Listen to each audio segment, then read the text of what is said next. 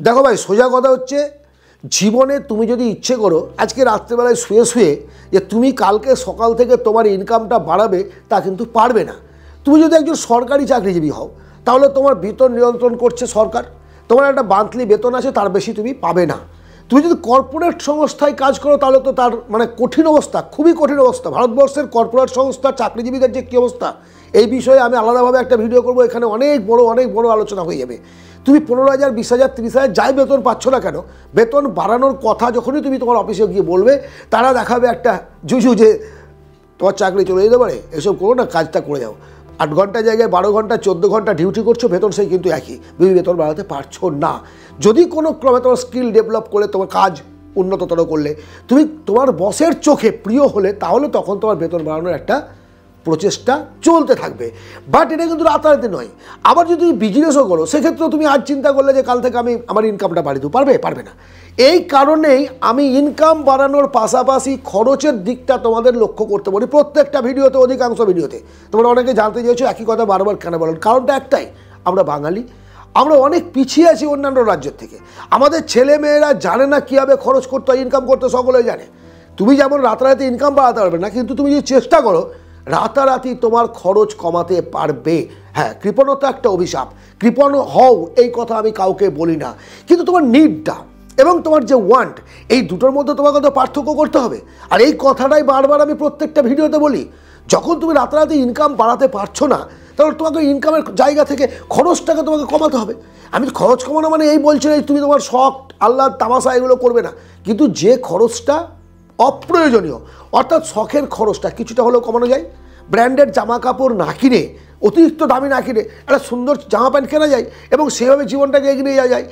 ঘরের শৌখিনতার জিনিসপত্রের ক্ষেত্রেও তাই, জুতো জামা যাই বলো না কেন, লাইফস্টাইলের ক্ষেত্রে সপ্তাহে তুমি 3 দিন করে বাইরে খেতে যাচ্ছ, এটা না করে মাসে 1 দিন যাও। আমি বারণ করছি না, জীবনের সব কিছুর দরকার আছে, আনন্দ, তারপরে ঘুরতে যাওয়া, কোথাও ফ্যামিলির সঙ্গে সময় দেওয়া, এগুলো প্রয়োজনীয়তা আছে। কিন্তু এর জন্য প্রতিবার ওই জোম্যাটো টমেটো ইত্যাদিতে অর্ডার করে করে খাবার ডেকে নিয়ে এসে বাড়িতে বসে খাওয়ার কোনো মানে হয় না। তুমি চিকেন রোল খাও, বাড়িতে বানিয়ে খাও।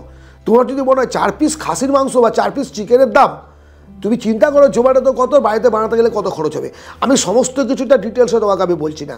তাহলে এই জায়গাটা কিন্তু তোমার হাতে। খরচ নিয়ন্ত্রণ কেন করতে হবে?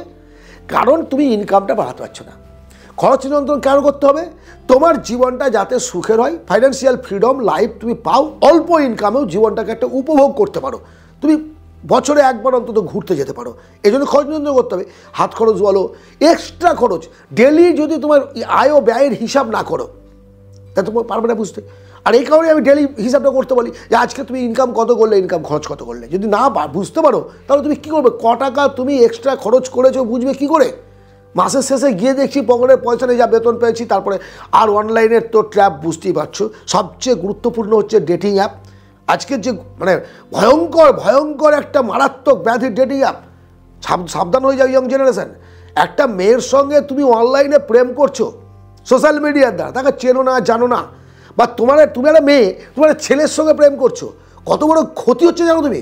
তোমার লাইফে কত বড় হ্যাম্পার করছো। মেবি বলছি না যে কেউ সবাই ঠকে যাচ্ছে, তা কিন্তু নয়। দেখা গেলো 5,000-এ একজন হয়তো সফল, বাট বেশিরভাগ ক্ষেত্রে দেখবে তোমার পকেটটা ফাঁকা হয়ে গেছে। ইয়েস, একেবারে বাস্তব কথা, একেবারে বাস্তব কথা। তোকে ডেটিং করলো, ডাকলো, গেলে তুমি দেখলে কেউ, তার পেছনে খরচ করে দিলে, মাসের সমস্ত টাকাটা উড়িয়ে দিয়ে চলে আসলে। তারপর সে তোমার কল রিসিভ করছে না, তোমাকে ধরছে না, তোমাকে চেনে না, আর তুই কিছু প্রতিবাদও করতে পারছো না, কারণ সে একটা মেয়ে মানুষ। তুমি যদি কিছু বলো তাহলে কী হবে? তোমার বিরুদ্ধে একটা কেস হবে, তুমি একটা নারী নির্যাতন কেসে পড়বে, বিভিন্ন রকম সোশ্যাল মিডিয়ার দ্বারা ছড়িয়ে পড়বে তোমার সংবাদ, ফ্যামিলি জানতে পারবে, লজ্জায় মুখ রুচি করে থাকছো। আমরা লজ্জার বশবর্তী হয়েও অনেক টাকা অপচয় করি। So youth and students, young generation, তোমাদের কাছে আমার অনুরোধ, অ্যাজ এ গার্জেন হিসেবে তোমাদের আমি বলবো, জীবনটাকে ছেলে খেলার মতো করে চলবে না। জীবনটা লাট্টু নয় কিন্তু, তুমি দড়ি দিলে ঘুরে গেল, খানিকটা পরে আবার বন্ধ হয়ে গেল, আবার লাট্টু দিলে না, যে একবার পদস্খলন হলে উঠে আসাটা খুব মুশকিল। যতই বলি না কেন বাস্তবতা আর মুখে বলা ভাষণ এক জিনিস নয়। জীবনটাকে যারা কাছের থেকে দেখেছে, উপভোগ করেছে, ধার নিতে গিয়ে যারা ঘুরে এসেছে, তারা জানে টাকার মূল্য কতটা। এখন তুমি আমাকে বলবে, দাদা তোমার কথা তো আমি বুঝলাম, তুমি এতগুলো কথা বললে আমি সব বুঝলাম, কিন্তু খরচ কমালেই কি আমরা ধনী হতে পারবো? অসম্ভব। খরচ কমিয়ে কোনোদিন জীবনে কেউ ধনী হয়নি। ধনী হওয়ার একটাই রাস্তা, সেটা হচ্ছে ইনকাম বাড়ানো। আমার বক্তব্য পরিষ্কার, যতক্ষণ পর্যন্ত তোমার দ্বিতীয়, তৃতীয়, চতুর্থ, পঞ্চম বা ইত্যাদি কারণে এক্সট্রা ইনকাম করতে না পারছো, তোমার আয় বাড়াতে না পারছো, তুমি খরচ কমাও। আয় বাড়বে তখন তুমি তোমার টাকা খরচ করো একটা পার্সেন্টেজে, একটা লিমিটে। জীবনে যদি মাপ করে চলতে না পারো কিছু হবে না। খরচ বন্ধ করে যদি ধনী হতে পারতো তাহলে অনেক লোকই ধনী হয়ে যেত।